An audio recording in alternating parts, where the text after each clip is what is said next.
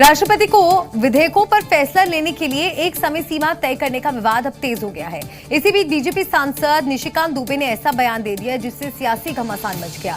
निशिकांत की supreme court पर टिप्पणी भारी पड़ सकती है, क्योंकि भारतीय जनता पार्टी ने निशिकांत के बयान से किनारा कर लिया और उसे उनका निजी बयान बताया है। लेकिन निशिकांत विपक्ष के निशाने पर जरूर आ गए। सुप्रीम कोर्ट अपनी सीमा से बाहर जा रहा है। सुप्रीम कोर्ट की सीमा ये है कि भारत का संविधान जिस कानून को बनाया उस कानून की उसको व्याख्या करनी है, और यदि वो व्याख्या नहीं कर सकती है और सब कुछ के लिए सुप्रीम कोर्ट जाना है, इस संसद का कोई मतलब नहीं। सुप्रीम कोर्ट का जजमेंट कानून का मौक़िफ़ रखता है। पढ़ो, तुम लोग ट्यूबलाइट हो,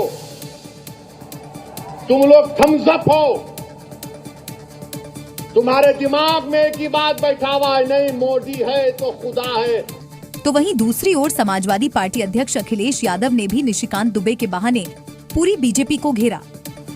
भारतीय जनता पार्टी समय समय पर किस तरीके से डिवाइड एंड रूल कर सकें, समाज में कैसे डिवीजन करें, कभी धर्म के नाम पे डिवाइड करना, कभी जाति के आधार पे डिवाइड करना, ये भारतीय जनता पार्टी के लोगों का बहुत ही वेल प्लान्ड प्रोग्राम चलता है।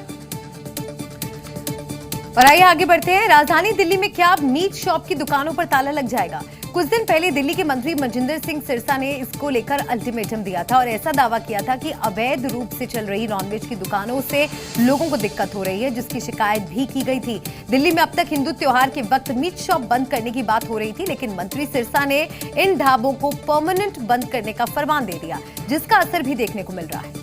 जगह जगह पर इलीगल ढाबे खोल दिए गए हैं, मीट मुर्गा ऐसे बेचा जा रहा है, कोई कानून नहीं छोड़ा। इतना पोल्यूटिंग इंडस्ट्री है, तंदूर चलाए जा रहे हैं।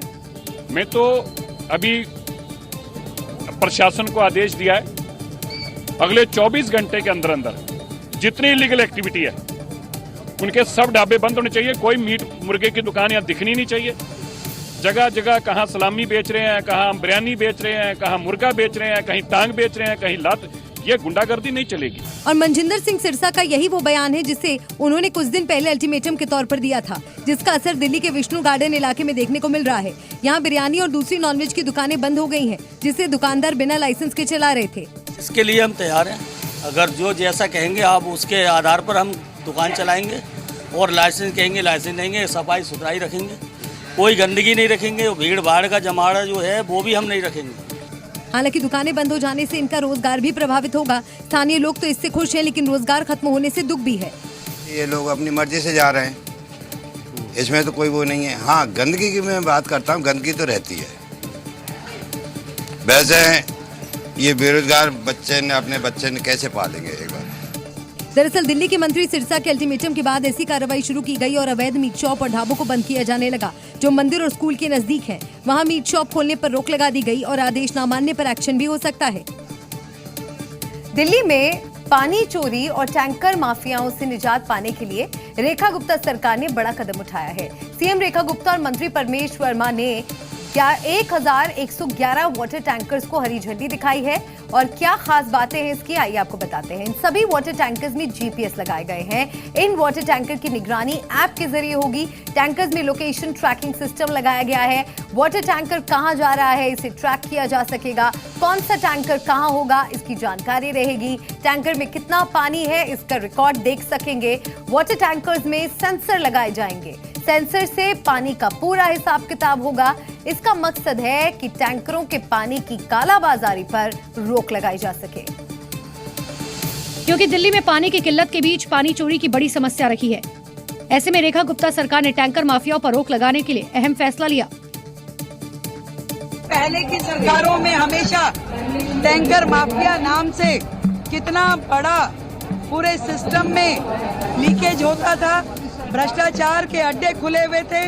पानी जो कि जनता की सुविधा के लिए भेजा जाता था, परंतु वो कहाँ जाता था इसकी कोई गिनती होती नहीं थी। और अब इन टैंकर्स में सरकार ने जीपीएस सिस्टम लगाए, यानी जल विभाग के ऑफिस से निकलकर पानी का टैंकर कहाँ जा रहा है, किसे कितना पानी दिया जा रहा है, ये सब जानकारी मिल सकेगी। यानी जो टैंकर माफिया पहले पानी चोरी करते थे उनका खेल बंद हो जाएगा। उसके अंदर जीपीएस सिस्टम का लगना, ताकि उसकी पूरी की पूरी ट्रैक रिकॉर्ड ध्यान में आए, कमांड सेंटर के माध्यम से एक एक टैंकर के कितने रूट दिन भर में लगे उसकी पूरी गिनती रहेगी।